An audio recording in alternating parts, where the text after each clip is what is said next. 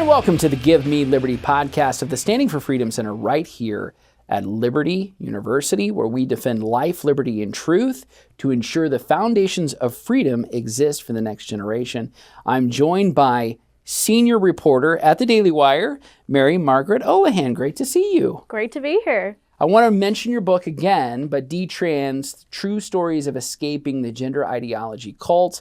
We interviewed you at Heritage Foundation just a few months ago, but you're in your new digs. I am, yes. And right now you're in our digs here at Liberty University. It's great to have you on campus. It's so great to be here. I've never been to Liberty before, getting the tour, hearing about this great place. It's like a little oasis in Virginia that I've never experienced before. That's it's an awesome place. Everybody who visits compliments Liberty. We've actually had Michael Knowles here. We've had Ben Shapiro here. I don't think we've had Andrew Clavin or Matt Walsh yet, but one of these days. Yeah. Like it's on our bucket list. But you're here, so grateful that you're here. So great to be here. Well, I want to talk a little bit about the things that are happening around the country. You've done a lot to expose the gender ideology cult. This is what you've written in your book. Lots of stories regarding transgenderism, the targeting of minors, people who have undergone chemical castration, puberty blockers, genital mutilation, irreversible consequences of those decisions. It's absolute madness. But when you consider the fact that even in our current cultural political climate, you have two very radical candidates on this issue. I mean, you in Kamala Harris, certainly in Tim Walz as sitting governor, who signed the first Trans Refuge Act. Just on a policy basis, I'm not giving endorsement. I just want to be very, very clear. You're a reporter. You don't do that either. But I just want to evaluate from an analytical standpoint, these policies are absolutely dangerous for children and for parental rights. Yeah, it's a really interesting conversation to have because Harris has been very slippery on this topic. And I think we all know at the end of the day, the Harris-Walz ticket is very pro gender affirming care, meaning trans surgeries, hormones, and puberty blockers for kids. They've been very clear about that, but they won't actually say it thus far. And I mean, Kamala Harris hasn't done any interviews, so maybe once she starts doing them, we'll hear and get a little more clarity on that. But I wrote a story just last week where I pointed out that she hasn't actually said, yes, I support transgender surgeries for kids.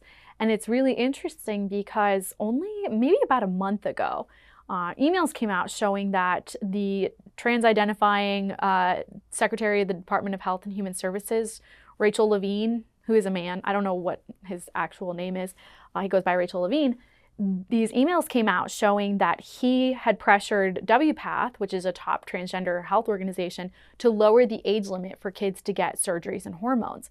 And after that expose came out, the White House said, we don't support transgender surgeries for minors.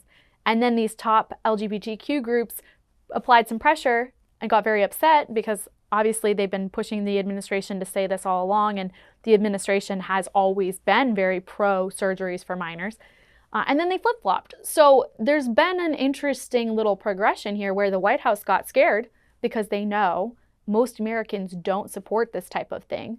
And it doesn't poll well, and it's not going to, I don't think that issue will do well in the election. There's a lot of parents who are not going to vote for a candidate that supports transgender surgeries for kids. And so the White House was a little iffy on this. So last week I did a story saying, okay, Harris hasn't explicitly said I support transgender surgeries for kids, but look at all these LGBTQ groups that support her, that support transing children. And I think that's important for us to pay attention to because all of these groups that literally talk about nothing but gender affirming care for trans youth and, helping minors be their true selves, they all want Harris and Walz to be in the White House. And I think that's very, very telling. Yeah, I think that's important to recognize. I mean, the same way that the pro-life sort of advocates and advocacy groups would be very supportive of Donald Trump, given his history and his record on those issues, even still, right? Even though there's a lot of subject matter to criticize in more recent recent months and developments. But even still, these affinity groups that are promoting this ideology, the gender ideology cult, they are certainly in a position where they believe that they're going to get favorable policy outcomes from a Harris-Walz administration. And I think they know that they can apply the appropriate pressure to get what they want as well. I mean, you see how the White House says, we don't support trans surgeries for kids because they got scared by all the backlash about a month ago. And then shortly afterwards, they give a statement to, I think it was the 19th News, and said, just kidding, we actually support all kinds of healthcare for trans youth. So these groups have the power to sway the White House. They're very powerful. They got a lot of money and a lot of backing. And when I'm talking about these groups, I'm talking about places like the Human Rights Campaign, the ACLU, which are very powerful and have a lot of sway and a lot of legal sway. GLAAD, the Gay and Lesbian Alliance Against Defamation, I think is their acronym. And what I find particularly insidious about these groups is they're very, very good at manipulating the culture, which the right isn't that good at doing thus far. No. These groups literally developed media style guides. And what they do is they create these media style guides and they send them to reporters at CNN or Washington Post or New York Times. And they say, when you talk about this issue, use these words and don't use these words. So for example, let's say we're talking about abortion. Planned Parenthood and NARAL, the National Abortion Rights Action League, have a guide where they say, don't say heartbeat, say fetal cardiac activity. Don't say right. Don't say late-term abortion because that never happens. Well, that's a lie. Don't say abortionist, say doctor. They have all kinds of terminology when it comes to transgender issues. They say gender-affirming care. Don't say trans surgeries, hormones, and puberty blockers. Right. Don't talk about the actual procedures. That scares people. So they use all these euphemisms and lingo to talk about it, and these outlets do what they're told. That doesn't happen on the right. I don't have anyone coming to me and saying, don't use this word, use that word. There might be people that might say, oh, this word is more accurate than that word, but I don't have anyone coming to me saying use a euphemism to talk about this issue. I think part of the reason for that is that some of these issues we're talking about, abortion and transgenderism, abortion is about ending the life of a human child, and when you're transitioning someone, you're trying to make them be a sex that they're not. So a lot of the time, these issues are dealing with absolute truths that the left is trying to obscure. But when these outlets use their terminology and these euphemisms, the American people don't know what we're talking about. And that's really scary to me, because you use a euphemism to talk about, sex changes for kids, and then you poll Americans on it. You say, do you support gender-affirming care for kids? They think, oh, care? That sounds nice. I want that for kids. And so they say yes, and then you get these inaccurate polling results, and you can use those to nefarious purposes. Whereas if you poll Americans and say, do you support transgender surgeries for minors? They overwhelmingly say, no, we don't. So I think the left has really manipulated media in this way, and manipulated maybe is the wrong word, because the media is very much complicit in all of this. They're pushing these things. They think that so-called gender-affirming care is a good. They think that abortion is a good and a right, and they push these issues and purposefully confuse the American public on them. They don't give all the details. When they talk about gender-affirming care, they don't explain to you what it is. One time I counted 25 paragraphs in a story before they actually explained what gender-affirming care was. They might talk about Republicans banning care for trans youth. Well, what is that care? They don't explain it to you on purpose because they don't actually want you as a reader to know. So I could talk about that all day. That's my high horse that I will stay on for a while, because I think Americans deserve to know the truth about these issues, especially when they're such culture war issues. They're so politically fraught, and they really, at the end of the day, are dealing with life and death situations. Kids who are trying to undergo these procedures, the left will tell you that they'll commit suicide if they don't get to cut off their breasts. Well, actually, kids are more likely to commit suicide if they go on hormones that aren't supposed to be in their body and then undergo these invasive surgeries. That's going to put them in a worse place mentally, and it's also going to hurt them and harm them physically. And it's just a horrible, dangerous thing. And, when it comes to abortion, same thing. We're talking about life or death situations. 100% true. And by the way, everything you said, yes and amen. There's a lot there on the euphemism. The culture of death never comes and introduces itself as the culture of death. Like, hi, I'm the culture of death. Here I am. Satan never introduces himself as the father of lies. Instead, it is all about obfuscation. That's the stronghold of deception. There's three basic kinds of ways of using language. There's univocal, that's you and I having a conversation right now in the same language, same terms. There's analogical language, where we liken things, try to explain something, you describe something based on what it is. It's like this, it's like that. Euphemism is based on a kind of equivocal language or equivocation, where you take two unlike things, but you try to make them similar. And that's the art of making a lie. So the art of deception is to say death is actually freedom, right? This goes back to 1984, Orwell's whole thing. Slavery is freedom, that whole thing. And so the culture of death doesn't come along and say, hey, we're here to steal, kill, and destroy life. Instead, it's like, no, we're gonna give you medical freedom, reproductive freedom, health, reproductive justice, or any number of other things, point. Right? Yeah. And so it's all wrapped up in this kind of buttery language that is it's like saccharin, it goes down so well. But at the end of the day, you're right. If people could see David Delyden's, videos of body parts, right, that are being bought and sold, or if they could see what happens to children who have been mutilated, castrated, they would say absolutely not. I mean, you would have overwhelming above 90% voting against this or speaking out against it. Right, and I'm so glad you brought up David Delyden, because those videos that he took undercover are still starting to, come to the surface. The one he released most recently, I believe it was so caught up in litigation that until now it couldn't be released because Kamala Harris's legal teams in California had blocked it. When she was AG of California, she ordered the raid on his house. And I'm just going to plug one of my stories right here. We reported like 2 weeks ago that I found these emails showing that right before she ordered the raid on his house, she had a meeting with all these top Planned Parenthood officials. And in these emails I was looking at, the Planned Parenthood officials told her DOJ agents what they wanted to be taken from his house. And then lo and behold, she has a meeting with them. And then a couple weeks later, they order this raid on his house, and lo and behold, they take exactly what Planned Parenthood wanted.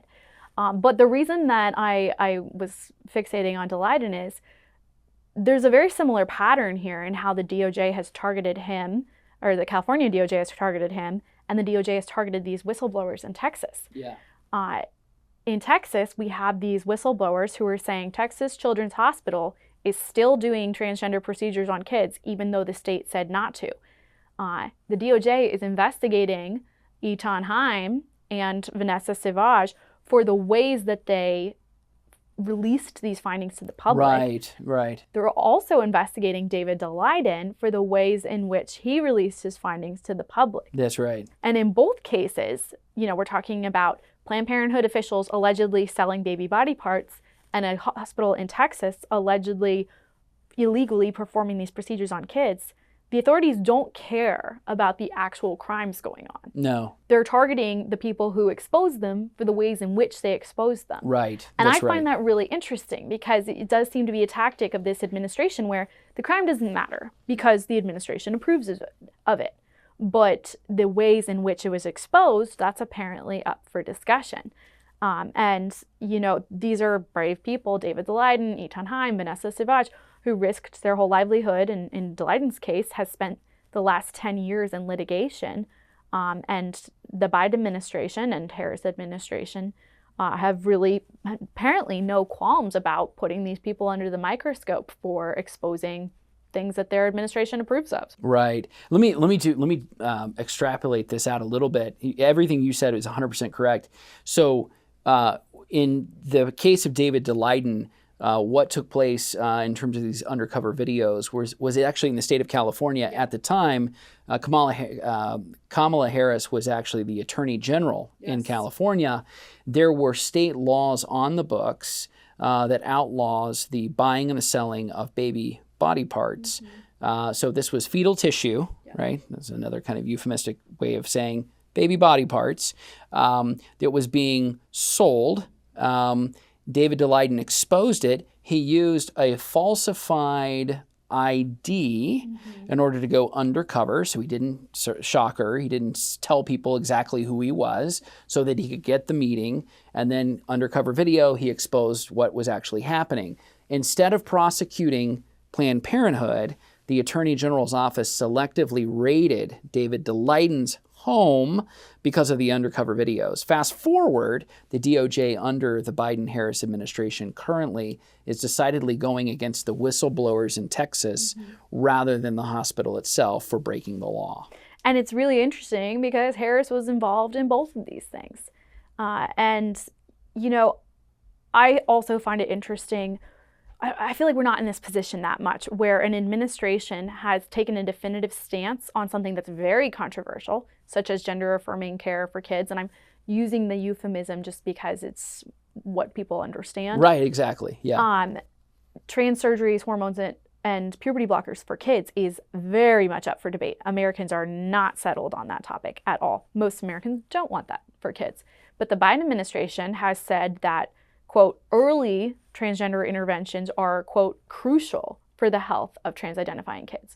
So it's not just that they want them for kids, it's that they want them early for kids, which is mind-blowing. Yeah. I can't wrap my mind around that. And then because they have this stance on it, it's not a crime to them that this is going on in Texas. And I think we should talk about that more because even though the state has laws forbidding these things, they're still willing to overlook it because they approve of it. And, you know, Planned Parenthood, I should say, has denied on the abortion front that their employees ever sold fetal tissue, and they said that they were only reimbursed for costs. And even since the Daleiden scandal, they've said they are no longer going to accept reimbursements for costs because they were so traumatized by how severely they were getting scrutinized for all of this. I mean, there was a congressional investigation. I think there were many, many hundreds and thousands of people across the country praying, lobbying, protesting against Planned Parenthood over all of this. But they're still thriving. Yeah. And actually, they're, I think, one of the #1 distributors of hormones to people seeking transgender interventions. Right, right. Well, we saw this at the DNC, right? Yes. The bus. So you had vasectomies, you had abortions that are being conducted. It's truly sickening. It's disgusting. Yeah. So where all this goes is you see, it's pretty obvious to any concerned citizen, anybody who's watching or paying attention to what's going on, that there is one side that is, it seems almost in desperation for children, not to protect and safeguard their innocence, not for their health, safety, and well-being. Instead, they're desperate for children to do what?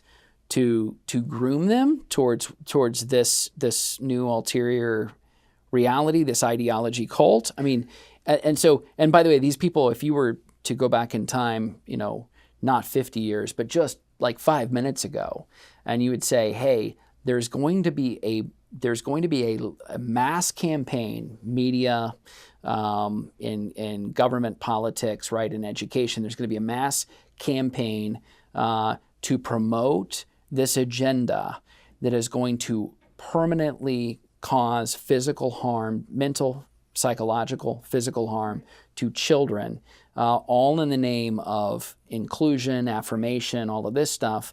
And what? So they say, well, what is it? What are you talking about? Well, we're talking about actual castration.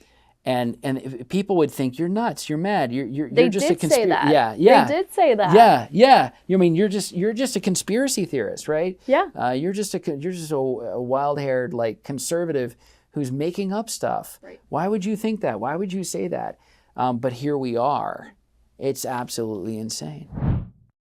Since 1971, Liberty University has had one mission: training champions for Christ. We've been at this for a while. And in the shadow of the Blue Ridge Mountains, we have grown to be a global force. Today, Liberty runs over 100,000 students around the globe, studying across 15 colleges and schools. And among them, over 30,000 military students. Across 700 programs of study, we train as one: nurses, artists, business leaders of the future and today. Together, we work to give back through service trips, local community work, and over 500,000 volunteer hours per year. And we play just as hard as we study, with 20 NCAA athletic programs and 40 club sports teams. So, who are we? We are Liberty University, and we train champions for Christ. We've come to that point. And, you know, one of the people that I know was sounding the alarm on this is Ryan Anderson, who is ethics and public policy. Yes. Yeah. Ryan, actually, I was so honored he read my book and had some really nice things to say about it. I consider him an inspiration on this topic. He's just been at the forefront of the issue. Yeah. He was warning about all of this a long time ago, and people did say you're insane. You know, that would never happen. And actually, I would say conservatives are some of the worst offenders in that respect, where, you know, it's not cool to think that things would get so extreme. You know, we need to stick to, there was definitely a period of time where it was much more a focus on the economy and on immigration, and culture war issues are not cool. Right. So we avoid them at all costs. And the people who are warning about gay marriage and the trajectory of this movement, we should stay away from all that whole conversation because it's a faux pas. Yeah. Well, now we're here. It is happening. And I think that we should be listening to the people who are warning against this stuff. Their big warning right now is we are headed in the direction of legalized pedophilia. You know, we already have, what is it called? MAP, minor attracted persons. Yeah. That is absolutely the next frontier that we're facing, where LGBTQ activists are already saying, look, like, this should not be frowned upon. You love who you love. In California, there's been efforts to, Senator Scott Wiener, who is a very radical leftist state senator in California, took steps to make it easier for gay men to have sexual relationships with men who are not, or boys who are not 18 yet. If that is not an endorsement of pedophilia, I don't really know what is. Yeah. And so there's a lot of that's been going on for years, and we don't talk about it very much because pedophilia is a horrible and, you know, very touchy topic. But we are in a place now where if your child comes to you and says, Mom, I think I'm actually a boy, or Dad, your beautiful little girl comes to you and says, Dad, I think I'm a boy. If you don't affirm your child, you run the risk of losing your child in some states. Yeah. And that, I think, is a big motivator for parents in this election. In California, I have reported on instances of the state taking kids from families because they're not affirmative enough. What will happen is, let's say, school officials or therapists or state officials who get involved through CPS or things like that will work with your kid to come up with reasons why you're not fit to take care of them anymore. And maybe it's not specifically because you won't affirm them, but in one case, the mom slapped her daughter, which, you know, many parents slap their kids, and the daughter used this as a reason to say that her mother was physically abusive to her. Right. And then she was taken away, put on testosterone in the care of the state, and this little girl ultimately threw herself in front of a train and took her own life. That's one of the stories I tell in my book, and I obtained the police report from the officers who found her body. It is the most horrific thing I've ever read in my life, just reduced me to tears. And I talked to her mom about this whole thing, and she cried to me and said, this is a pain that never goes away. I want other parents to understand the gravity of what's going on here. So, you know, this is not something we take lightly. It's not an issue that parents can be chill about. I think every American parent, and, you know, globally too, should be paying attention to this issue and should be prepared to, react to such circumstances and to know what to do. Yeah. I've talked to parents who literally left the state because they knew that they might risk losing their child if they stayed. I've talked to parents who yanked their kid out of a school because they knew that their child was in danger from the teachers or from the therapists. It involves drastic action. You can't be lethargic when it comes to this kind of thing. It's taking care of your kids, and I think people might think that that's dramatic or a dramatic response, or, you know, maybe I sound dramatic talking about this, but at the end of the day, these trans activists are right. We are talking about life and death, but not in the way that they think we are. Yeah. I want to go back to something else that you said, because I think it was a very perceptive observation. There are reluctant converts within conservatism, and I mean that I don't mean like to Christianity. I mean reluctant converts is to figure out what's at play, to sort of be in on, this is a propaganda campaign. You're being had right now. And I'll say, going back to the experience during COVID, I'm on the cutoff point of the millennial generation, one of the older millennials. It's not hard for me to understand a propaganda war that is being waged across mass media and disinformation. And where is that coming from? Not from Russia. It's coming from the United States. Right. It's coming from people in New York and people in California that are controlling big tech and entertainment and all of that. And then pressure being put by, on big platforms by Department of Justice, the FBI or whatever. It's not difficult for me to process that in my head. Some of the older generation, which are good in other things, but the boomer generation, for example, seem to take things at face value. Right. They seem to follow the letters, the credentials, and generally more trusting. Well, this is an authority figure, and they're liberal, but they're not going to be the point of, they're not actually going to be a part of any kind of a conspiracy to work against the public or something. And some of them have had their eyes open to that reality more recently, and I think are waking up to it slowly, that this is, but I think that there are those who still haven't recognized the radical nature of this, how far they're willing to go, how far they're willing to destroy this country, these people, and to target children mercilessly. There's almost like there's a cognitive dissonance. So you've heard of like mass psychosis, right? So certain people during the sort of the protest movements of 2020, there was sort of a mass psychosis around COVID. But I also think that there's a mass psychosis even on the right, and I mean that in the sense that they're in total denial of what's actually happening, not believing that this is actually bad as it is, and it's probably worse than what you're seeing, and it's going to only get worse unless you stand up and push back. Yeah, and I think on this topic too, it's grisly. It's inappropriate sometimes. We're talking about like genitalia, and so for a lot of people, they don't want to touch it. No. They think it's inappropriate, maybe unladylike. I'm with them there. Sure. But at the end of the day, like this is what is happening right now. Right.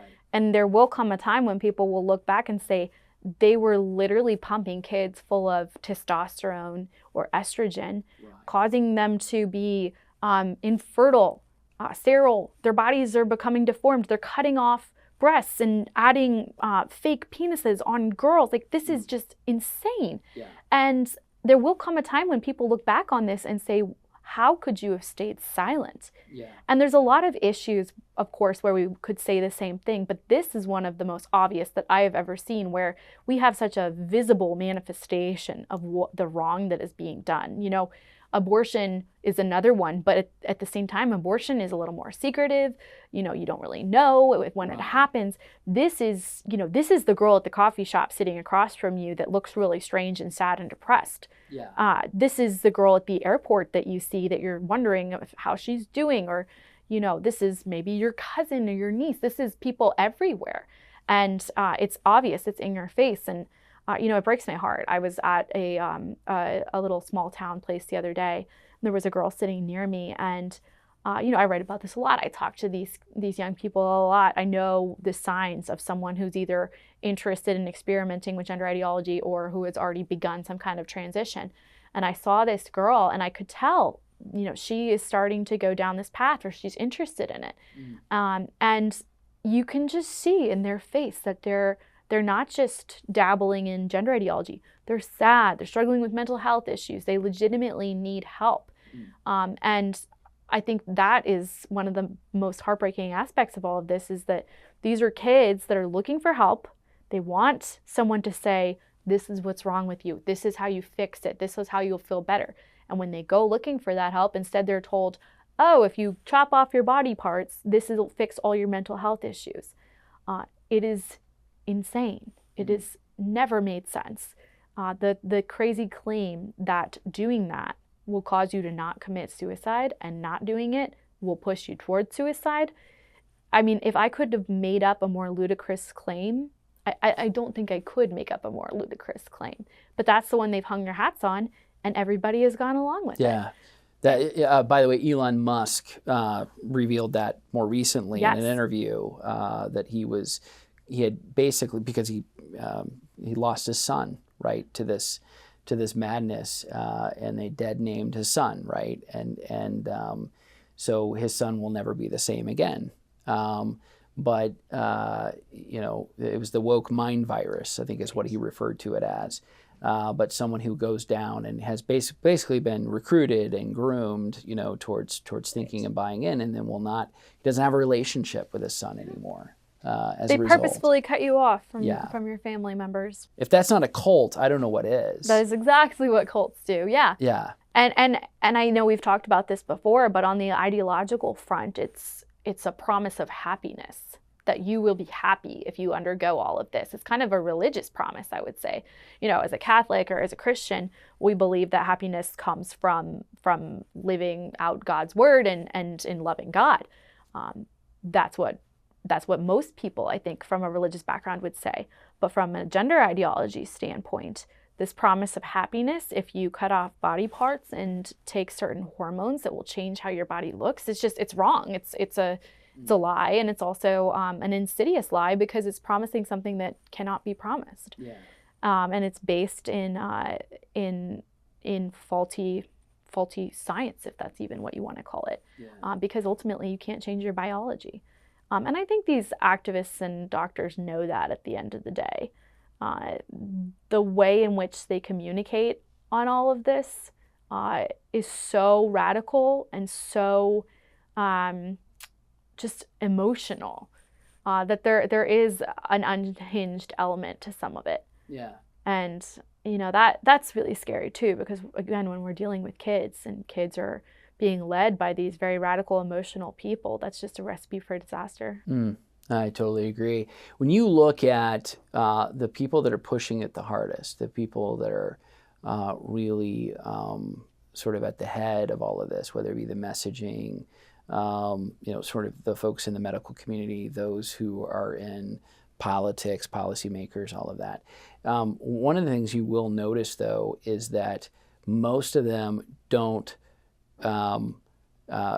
actually, they themselves subscribe to this kind of lifestyle. So what's interesting is that rarely will you see an actual transgender person at the top as sort of the poster child for this particular thing. It's very rare. I mean, to sort of see like a Bruce Jenner, Caitlyn Jenner type of person who's almost like a iconic person that then people will say, this is exactly what we're talking about. Instead, it's more of, I'm not going to give you an image of what this would look like, but your life will be better. Yes. Right? So the idea is that I'm going to sell you something, but I can't show it to you. It's so good, I can't even show it to you.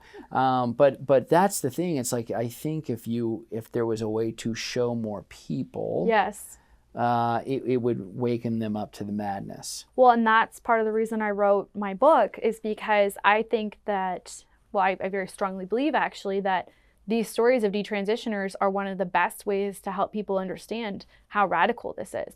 I don't think you can listen to the stories in my book, or let's just say Chloe Cole, for example. I don't think you can listen to her story and walk away from it and think, yeah, that was a good thing that they did to her. No one's going to think that. That's right. And even the most hardened leftists my guess is they would say, well, it didn't work out for her, but it's good for other people.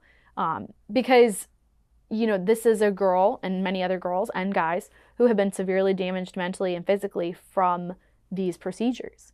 And they'll tell you, as they told me, that they were not in a place mentally to be consenting to any of this. They were kids, first of all, but second of all, they didn't have everything explained to them. They didn't know how the hormones would affect their bodies.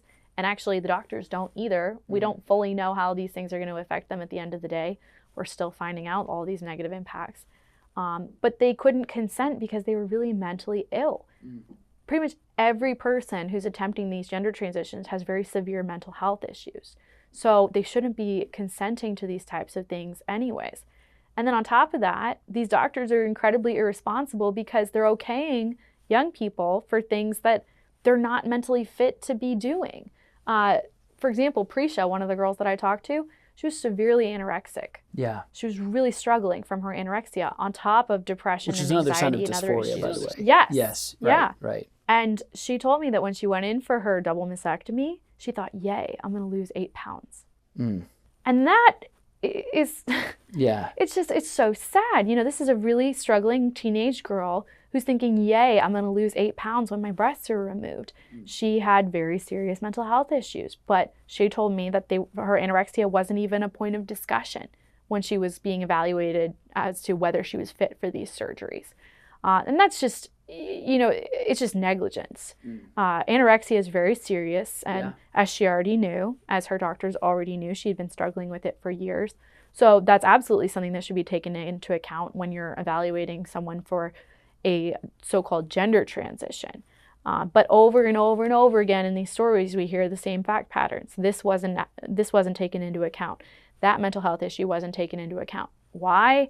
Because they're fast-tracking these kids for gender transitions because, you know, the new terminology and phraseology when it comes to this issue is if you hold kids back from it, they'll probably kill themselves. And so they're just speeding people up, and through these procedures, which can be costly, they make you a patient for many, many years, if not the rest of your life. Something a lot of people don't realize is when you're taking these hormones, it's not like you just take the hormone and then you're done. You're injecting yourself daily, weekly. You're paying for them monthly. They're not cheap. And then as you get started on these surgeries, it's not like you do one and then they say, great, you're a boy now. No, let's say you do the double mastectomy, which a lot of these girls did. Then they'll say, great, next up hysterectomy, next up bottom surgery, next up facial masculinization, torso masculinization. There's just surgery after surgery after surgery that costs a lot of money, and you become a hospital patient for the majority of your youth. And you know, that's something that's already being stolen from these kids is adolescence, but then to become a permanent hospital patient as well, it's just it's not even slightly the happy future that they were promised. It's depressing and it's sad and it's gruesome and gross, and just it could not be more of a lie. And so there is another element of this. You point out, this is a great point. There's another book out there, Good Energy, you know, Casey and Callie Means, who've largely been advisors to Donald Trump and RFK. One of the things they talk about is that you know, Medicaid, Medicare continues to grow year over year over year. America is chronically sick. Yes. So big ag and big pharma have largely gotten together. Most of the food that we eat are derivative of some chemical. They've been enriched, seed oils, right? All of those things, it pumped with antibiotics and all kinds of other things, and we ingest them. They're not good for our health. They don't break down, but we're chronically sick. And I forget how many Americans now are dependent upon insulin, right?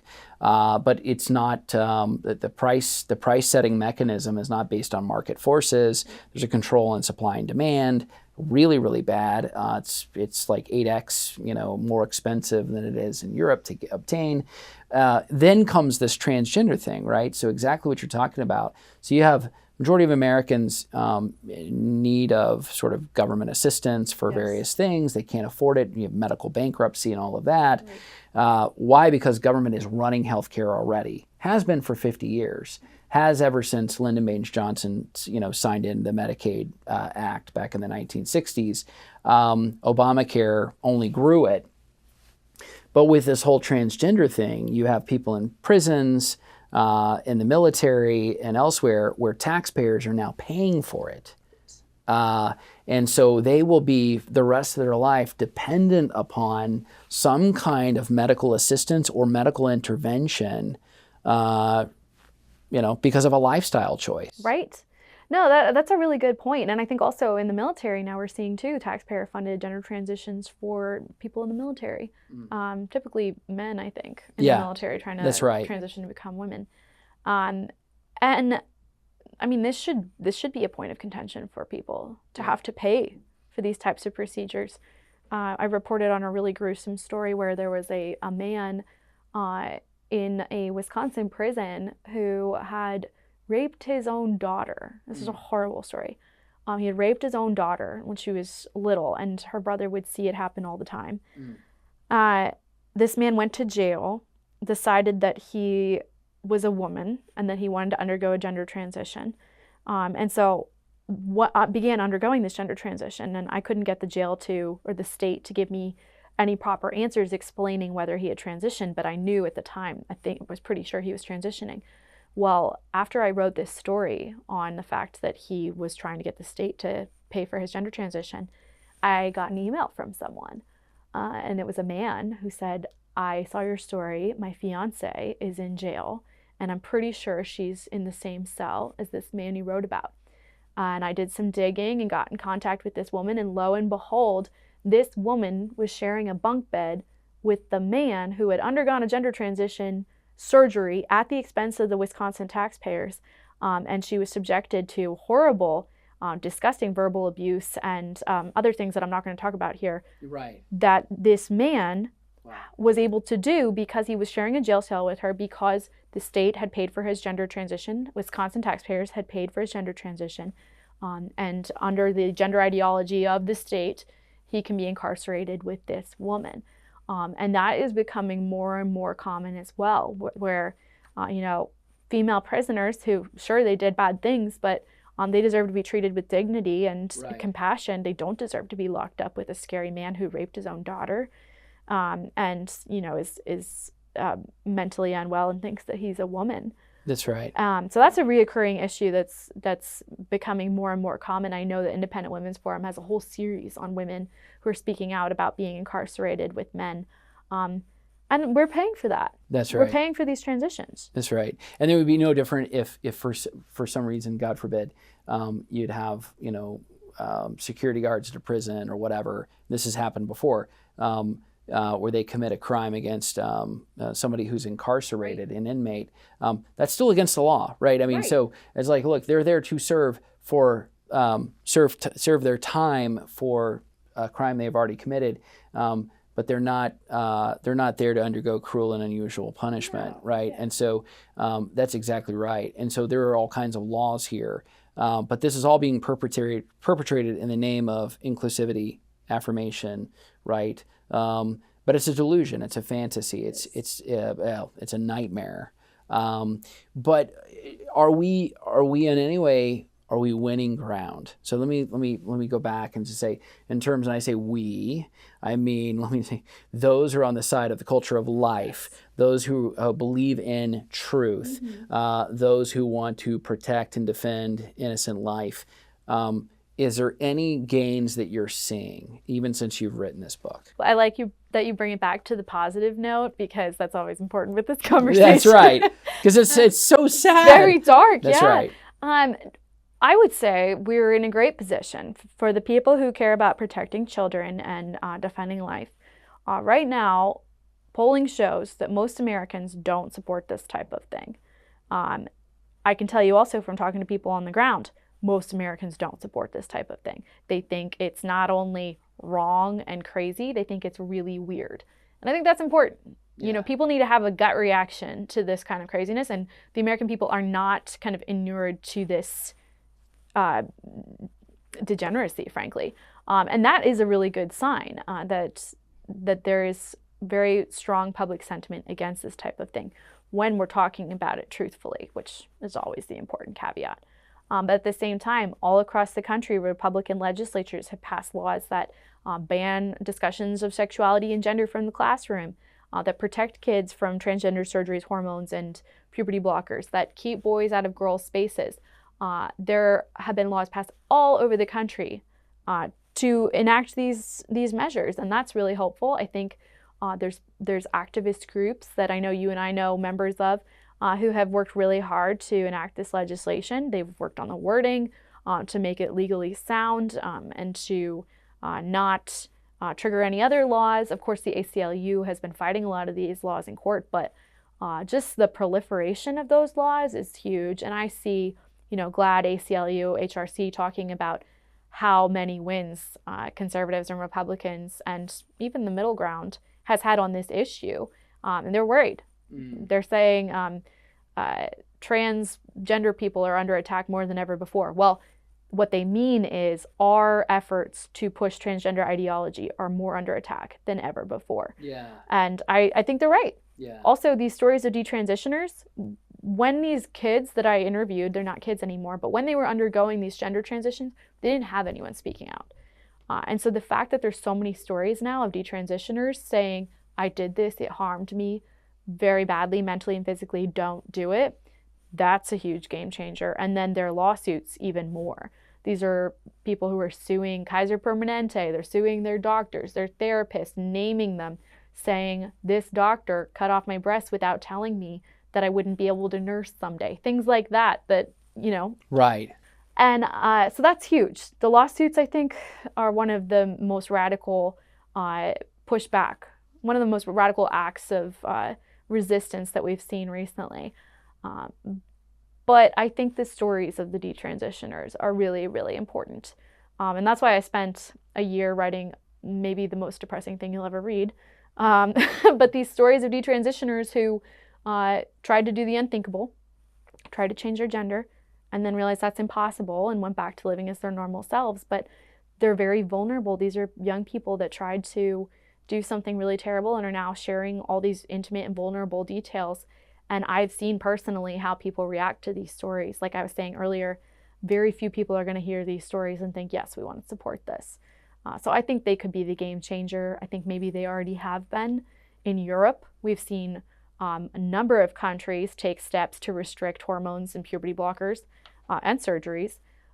In the United States, we're seeing a lot of calls to do so. Our medical system is so woke that we haven't seen gains yet, but the Biden administration targeting these whistleblowers is a good sign that they know that this is a big issue. They know that they have to silence these guys or else this will be too much of a losing issue for them. Yeah. So I even consider that a sign that truth is winning. Yeah, truth is winning. I do believe that, and I think that this is one of those moments where I think it's a true test for our country. Obviously, there's an election coming up. People have to make their decisions there, but I think these stories help to wake people up to the realities of evil all around them, and parents can certainly stand up. But even I think about what's going on in local public schools.